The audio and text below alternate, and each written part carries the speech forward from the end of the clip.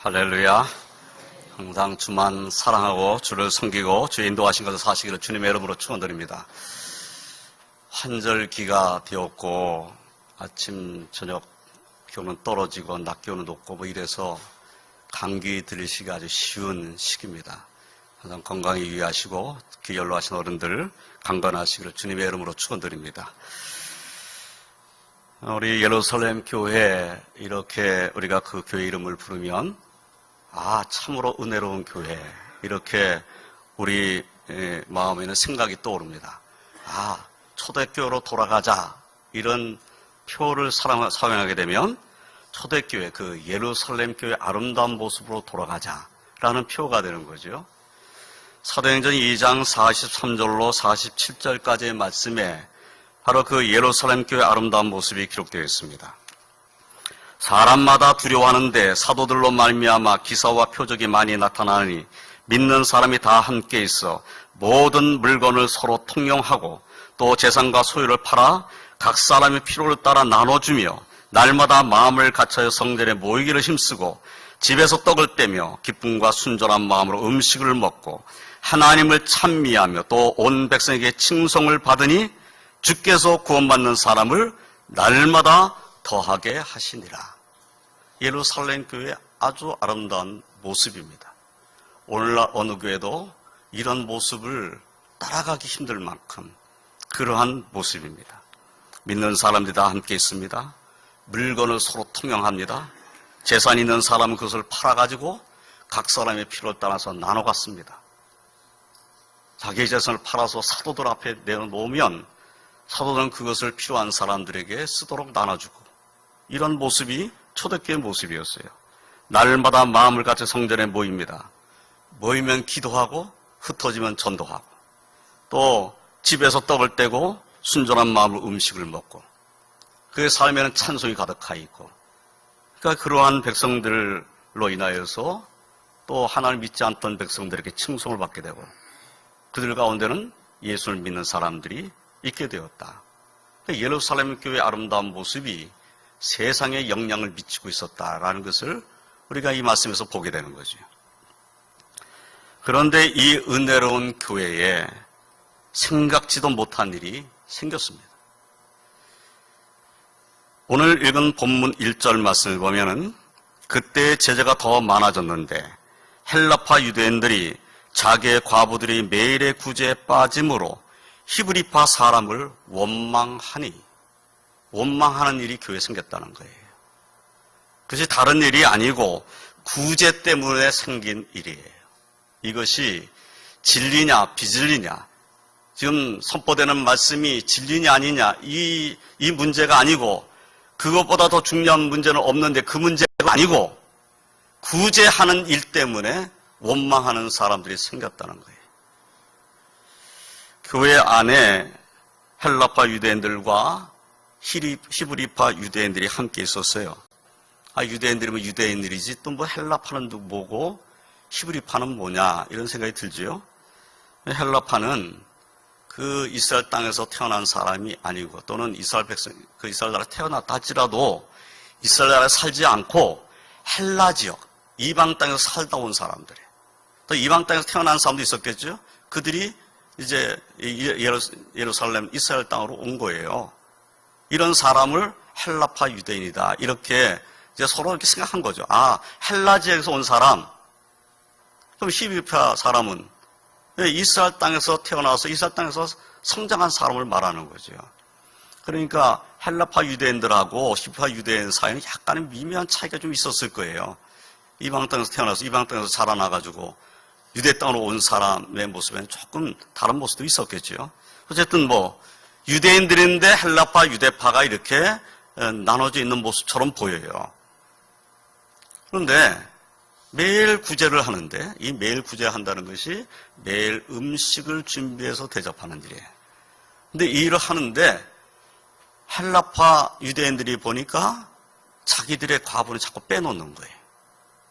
보니까 히브리파 유대인들의 과부들은 다 불러서 먹이고 구제하는데 헬라파 유대인의 과부들은 안 부르는 것 같아. 그래서 원망하게 됐다는 거예요. 그런데 이 구제하는 일을 누가 한 겁니까? 예루살렘 교회가 했는데 이것을 주관한 분은 사도들이에요. 사도들이 일부러 헬라파 유대인들의 과부를 빼놓았을까요? 일부러 그랬을까요? 그럴 리는 없죠. 그러니까 이건 오해인 거죠. 오해. 오해지만 오해가 발전해서 원망이 된 겁니다. 원망하는 일이 벌어졌어요. 구제는 좋은 일이었는데 이 구제 일로 인해서 교회 안에 원망하는 사람이 생겼다는 말씀입니다. 교회가 더 은혜로운 교회가 되어야 하고 또 하나님께 영광 올려드리는 교회가 되어야 하고 더 많은 이들에게 주님의 사랑을 전하는 사랑이 넘치는 교회가 되어야 하는데 그것이 오해 생긴 일이라고 할지라도 교회 안에 원망하는 일이 생겼다는 것은 걱정이 아닐 수 없습니다. 원망한다는 것은 불만이 있었기 때문인 거죠. 불만은 왜 우리 과부를 빼놨느냐? 이 말은 왜 우리는 사랑하지 않느냐? 이런 말이 되는 거죠. 달리 말하면 우리 왜 사랑 없어? 사랑이 없어. 이런 생각을 하니까 원망하게 되는 거예요. 누구는 빼놨어. 이렇게 생각하는 거죠. 그러니까 이런 모습이 아름다운 교회의 모습을 해치고 있는 거죠. 우리가 초대교로 돌아가자 하면은 그 정말 은혜가 넘치는 교회, 자기 재산까지 팔아서 사도들 앞에 내어놓고 서로가 나누고 그리고 하나님께 기도하고 함께 음식을 나누고 하는 그 아름다운 모습을 우리가 생각하는데 아니 음식 나누는 구제의 일에 이렇게 원망하는 사람이 생겼다는 것은 걱정스러운 일이 아닐 수가 없어요. 그런데 이 걱정스러운 일 때문에 이제 교회는 새로운 이제 변화의 역사가 일어나는 겁니다. 오늘 읽은 본문 말씀은 사도들께서 이 원망의 일을 어떻게 해결하셨는가, 해결하는 과정에 어떠한 일을 하셨는가 하는 것을 우리에게 알려주고 사도들이 이러한 과정 속에서 무엇을 깨달았는가 라는 것을 우리에게 알려주고 있어요. 이 말씀 함께 생각하면서 은혜를 나눕니다. 첫째로 사도들은 자신들이 해야 할 더 중요한 일이 무엇인지를 깨달았다는 겁니다. 본문 2절로 4절까지의 말씀을 보면 12사도가 모든 제자를 불러 이르되 우리가 하나님의 말씀을 제쳐놓고 접대를 일삼는 것이 마땅하지 아니하니 형제들아 너희 가운데서 성령과 지혜가 충만하여 칭찬받는 사람 7을 택하라. 우리가 이 일을 그들에게 맡기고 우리는 오로지 기도하는 일과 말씀 사역에 힘쓰리라. 이렇게 말씀을 하고 있어요. 사도들께서는 구제하는 일도 귀하고 중요한 일이지만 사도들이 말씀을 제쳐놓고 그 일을 일삼는 것은 마땅하지 않다라는 사실을 깨달았다는 거예요. 지금까지는 어떤 사람이 재산을 팔았어요. 그럼 누구한테 가져와요? 사도들한테 가져오는 거예요. 사도들 앞에 자신이 판 이제 밭의 값을 가지고 와서 내놓는 거예요. 그럼 그것을 사도들이 받았어요. 그러니까 사도들이 재정 출납을 다 관장한 거죠. 그러니까 재정 출납을 다 관장하면서 이제 돈 쓸 일이 생기면 그것을 쓰는 거예요.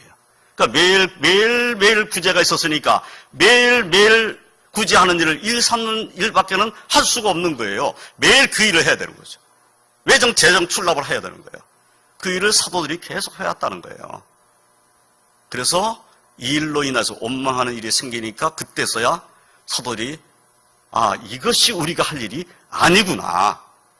우리가 이렇게 구제하는 일, 이것을 일삼는 것, 재정 출납을 일삼는 일은 우리가 할 일이 아니구나. 우리가 해야 할 일은 이 일이 아니라 하나님 말씀을 전하는 일이구나. 라는 것을 깨달았다는 거예요. 그래서 말씀을 제쳐놓고 그 일을 일삼는 것은 마땅하지 않다.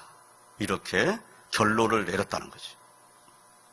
그래서 사도들에게는 구제보다 예수님의 복음의 말씀, 하나님의 말씀을 전하는 일이 중요하고 그 말씀을 가르치는 일이 더 중요하고 기도하는 일이 더 중요하다는 사실을 깨달았다는 것입니다. 그러므로 우리는 오로지 기도하는 일과 말씀 사역에 힘쓰리라 하신 것은 오늘날 교회와 성도들 그리고 모든 주님의 종들이 잊지 말아야 할 말씀이 되었다 하는 겁니다. 구제하는 것도 중요하지만 말씀을 따라가는 삶은 더 중요합니다. 구제받는 이들에게 있어서도 구제받는 일이 때로는 생활이 힘든 성도들에게는 필요한 일이지요. 그렇다고 해서 하나님의 말씀을 믿는 믿음보다 구제에 더 관심을 갖고 있단다면 그 모습으로는 주님을 기쁘시게 될 수가 없다는 겁니다. 나 구제받아야 되는데 왜 나를 빼놓는 거야? 이런 생각으로 주님 어떻게 기쁘시게 될 수가 있겠어요? 그러니까 구제받는 이도 생각을 해야 된다는 거죠. 이거보다, 이 구제를 받는 것보다 더 중요한 것은 내가 주님을 믿는 믿음 안에서 사는 것이다. 하나님 말씀을 의지하고 기도하는 삶을 사는 것이다. 이보다 더 중요한 것은 없다. 이 생각을 해야 되는 거죠. 그래야 이런 육신적인 일로 인하여서 시험 드는 일이 없게 되는 겁니다. 사랑하는 성도 여러분, 우리도 주님 앞에서 무엇이 더 중요한지를 깊이 생각하고 우리 안에 원망이 없을 뿐만 아니라 우리 안에 사랑이 가득하고 말씀으로 충만해서 더 하나님께 영광 올려드리는 저와 성도님들 그리고 우리 왕독교회가 되시기를 주님의 이름으로 축원드립니다. 두 번째로 사도들은 7사람을 안수하여 세웠습니다. 본문 5절로 6절까지의 말씀을 보면은 온 무리가 이 말을 기뻐하여 믿음과 성령이 충만한 사람 스데반과 또 빌립과 브로고로와 니가노로와 디몬과 바메나와 유대교에 입교했던 안디옥 사람 니골라를 택하여 사도들 앞에 세우니 사도들이 기도하고 그들에게 안수하니라 라고 말씀했어요. 온 무리가 사도들이 말씀하는 것을 들었죠. 성령과 지가 충만한 칭찬받는 사람 7을 택하라. 우리가 이 일을 그들에게 맡기겠다. 그리고 우리는 오로지 기도하는 일과 말씀사에 힘쓰겠다. 이렇게 말씀을 했을 때 모든 무리들이 그 말을 기뻐했다는 거예요. 사도들은 앞으로 접대하며 구제하는 일을 성령과 지혜가 충만하여 칭찬받는 사람 7에게 맡기겠다고 지금 말씀한 것이죠. 접대하며 구제하는 일이라고 해도 그 모든 일은 사실은 하나님 앞에 드려진 헌금과 관련되어 있습니다. 접대하는 일, 구제하는 일, 다 헌금과 관련되지 않은 일 없어요. 우리 주의 몸동교에서 어떤 일을 한다 할 때 헌금과 관련되지 않은 일은 없습니다. 다 재정 출납이 이루어지고 그것을 가지고 일을 하잖아요. 그러면 구제하는 일, 접대하는 일이 어떻게 보면은 몸으로 봉사하는 일처럼 이렇게 보여지지만은 사실 들여다보면은 하나님께 드려진 예물을 사용하는 일이에요. 그러면 그 하나님 앞에 드려진 헌금 예물을 사용하는 사람이 인간적인 생각을 하면은 안 되는 거지. 그래서 정말 사도들이 어떤 생각을 했냐면은 하나님께 드려진 헌금을 사용할 사람들은 성령과 지혜가 충만한 자여야 한다. 그리고 사람들에게도 칭찬을 받는 사람이어야 한다라는 기준을 세운 거예요. 그래서 하나님 앞에 드려진 헌금이 정말 성령과 지혜가 충만하고 또 사람들이 칭찬받는 사람들이 하나님 앞에 거짓이 없고 정직하게 쓰게 된다면 그것을 통해서 하나님의 은혜가 더 많은 이들에게 전해지겠죠. 사도들은 그 생각을 한 겁니다. 온 무리가 사도들의 말씀을 듣고 나서 믿음과 성령이 충만한 사람 7을 택했습니다. 그리고 사도들 앞에 세웠습니다. 사도들은 기도하고 그들에게 안수했습니다. 머리에 손을 얹고 기도하는 안수는 구약 말씀을 읽어보면은 구약 말씀에서는 축복할 때 안수합니다. 또 죄인의 죄책을 희생제물에 전가하기 위해서 안수합니다. 그런데 이 안수는 희생제물에게 하는 안수예요. 그러니까 어떤 사람이 내가 죄가 있어서 하나님 앞에 이 죄를 사함받고 싶습니다 하고 제물을 가져오면 이 사람의 죄를 이 제물에게 전가시키는 거예요. 그리고 그 제물을 하나님 앞에 바치는 거죠. 그래서 속죄 일에 가지고 오는 제물은 그래서 제사장이 안수를 하고 모든 그 이스라엘 백성의 죄를 이 희생 제물이 지고 간다. 그런 의미로 안수를 하는 거예요. 또 사람에게 어떤 책무를 맡기기 위해서 안수합니다. 구약 성경의 말씀을 읽으면 그런 내용으로 되어 있어요. 신약 성경 어떨까요? 신약 말씀도 역시 안수할 때를 보면은 병든 자 안수하는 일. 그래서 병든 자가 치유받기를 위해서 기도할 때 안수하고, 축복하기 위해서 안수하고, 어떤 사명을 맡기기 위해서 안수합니다. 그리고 또한 신령한 은사를 누구인가 전해주기 위해서, 그 신령한 은사가 저들에게 임하기를 바라고 안수하는 경우도 성경에 기록되어 있어요.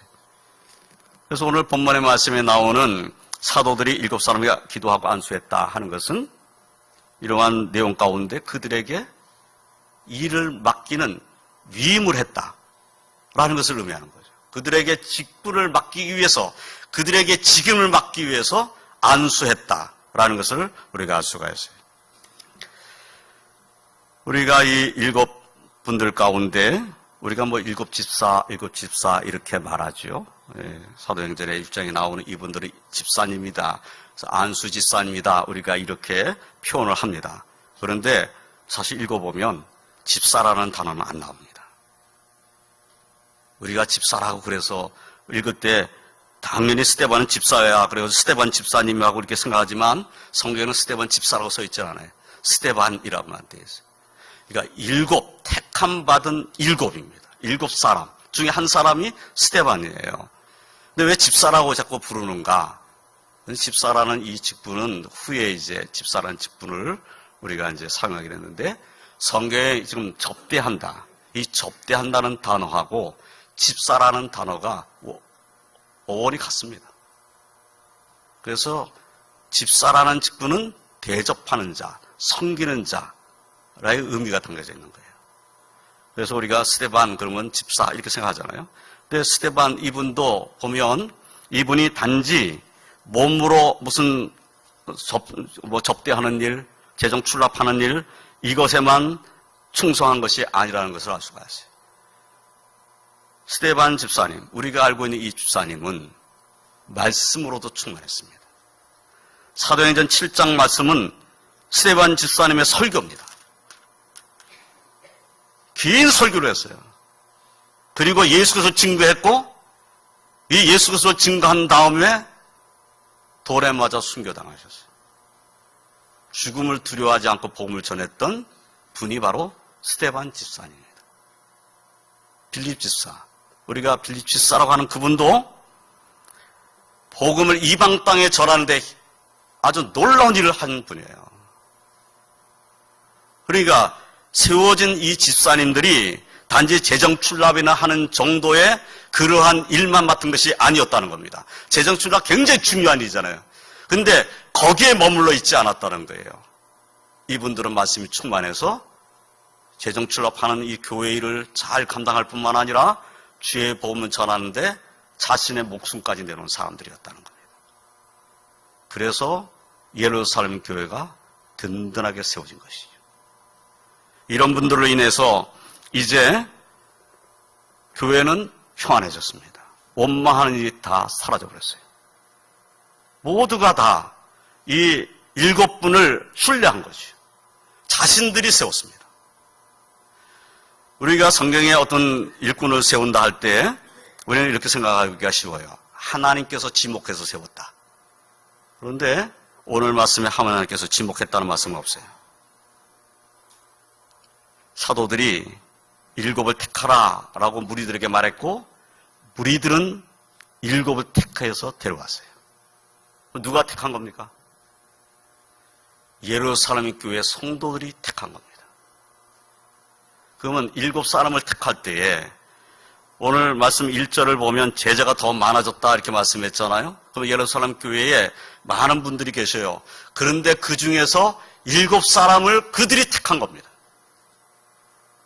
하나님이 스데반, 빌립 이런 사람들 택하라 이렇게 명령한 것이 아니라 기도하고 정말 하나님이 일을 잘 감당할 사람들을 이 무리들이 택한 거예요.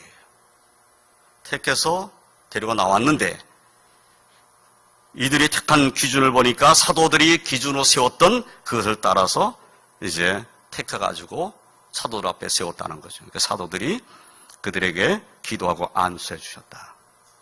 그래서 그들이 직분을 맡게 됐다. 근데 그 직분은 사도들이 하는 직분 외에 다른 직분은 다 감당하게 되었어요. 그 사도들이 하는 일은 뭡니까? 기도하는 일과 말씀 사역하는 일이잖아요. 말씀 사역.